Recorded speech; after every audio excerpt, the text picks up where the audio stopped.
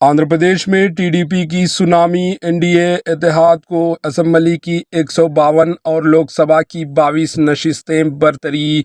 पड़ोसी रियासत आंध्र प्रदेश में हुक्मरान वाईसीपी को बड़ा धक्का लगा है, जब एनडीए इत्तेहाद कुल 152 सीटों पर आगे चल रहा है।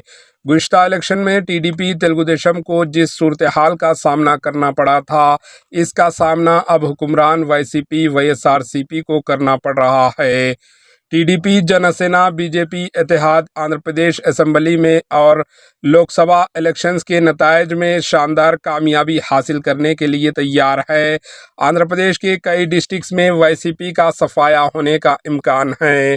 ताज़ा तौर पर 152 सीटों पर टीडीपी तेलुगु देशम पार्टी इत्तेहाद को वाज़े तौर पर बरतरी हासिल है, जबकि 127 सीटों पर इत्तेहाद की जीत यकीनी मानी जा रही है।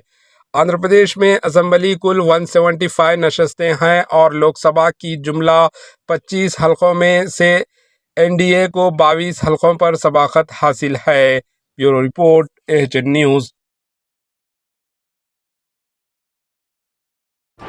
एएचएन न्यूज़ को लाइक करें, शेयर करें और सब्सक्राइब करना ना भूलें।